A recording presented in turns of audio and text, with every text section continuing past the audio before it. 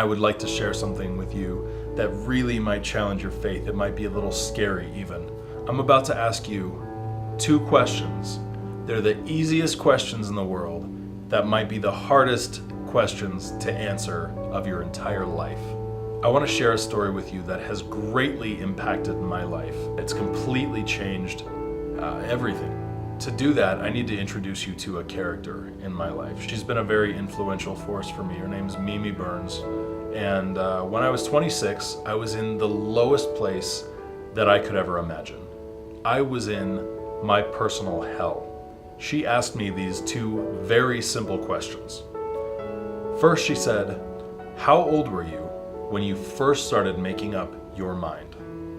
When you decided, maybe you decided like, my parents aren't right about everything. Not just the 2-year-old, you learned the word no and you wanted to be rebellious. But when did you really start figuring out, oh my gosh, my parents may not know everything? Okay. Now I know we of course all go through that phase where we know everything and our parents know nothing, and then we kind of grow out of that, hopefully.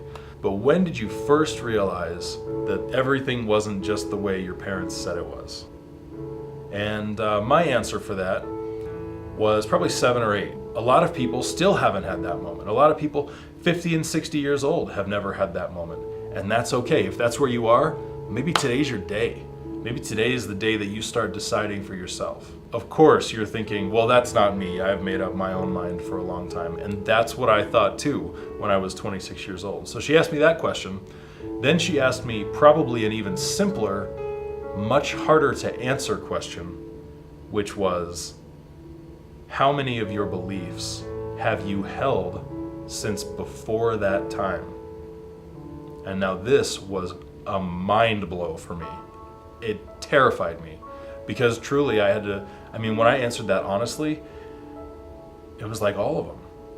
All of my beliefs, basically. Everything that I said I believed, and I was a youth leader and I was a worship leader and all this stuff. And I always claimed that I never had any doubts and, like my faith was strong and all this stuff. And I remember saying that at the same time as I was having major turmoil within me. I had doubts not just about like, what's the nature of God and what's the, does God love me? Things like that. I had doubts about like, does God exist? And I think it's very natural to have questions like that. But there were times that I was just like, no, it's not possible. God can't exist. And the reason that I thought that was because the only way that I was allowed to have God exist in my life was within the parameters that other people had set up for me. And so I had to believe the entire, my entire holy book was completely inerrant. And that's what we're taught about most faiths, that this is a perfect book and you are not to question it. If you question it, you're in a very scary place. And so there was this fear factor, and then also it said things that I really didn't feel were right. And so I really had to take a hard look at all those most difficult questions that I had never really looked at before. I believed that God was peaceful and that God was loving. So I found myself face to face with the hardest questions, but the most elementary questions that I had never had the courage or never felt the permission really to answer. And then I decided one day it was okay for me to dig into those things and take a critical look at my faith. And it's okay for you to take a critical look at your faith. What parts of it make you better? What parts of it make you worse? And I do believe that there are a lot of parts of my old faith that made me worse. One of those being, I had to just accept for me, it was the Bible. I was raised Catholic. I switched over to a non-denominational church, but I was always just spoon-fed, oh, here's a nice verse. Here's a pleasant sounding verse. Here's something that goes in line with what you feel. And I love those verses to this day. What I wasn't told was about all the verses of violence and of downright petty actions by this omnipotent, all-loving, all-present being that I call God.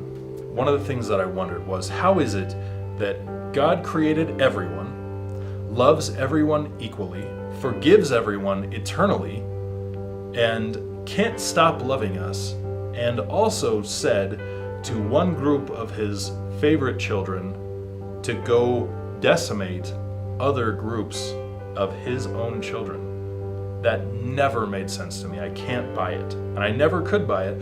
And when I was having to say that I did buy it, there was this piece of me subconsciously, so consciously I would say, oh yes, I'm totally in line with this. And I was so terrified of the damnation or of the judgment that would come upon me if I didn't say I believed this. And so I just said I did. But there was this piece of me. It's almost like I'm trying to hold it all together in this boat, and there's this huge leak, and I'm always just, oh my gosh, no, I totally believe. I'm bailing myself out all the time, deflecting simple questions with really complex answers, rather than just saying, maybe that's not how it is. And I think it's a really important thing that we come to that place where we say, hold on, maybe this is a bad boat. Maybe not all this boat is waterproof.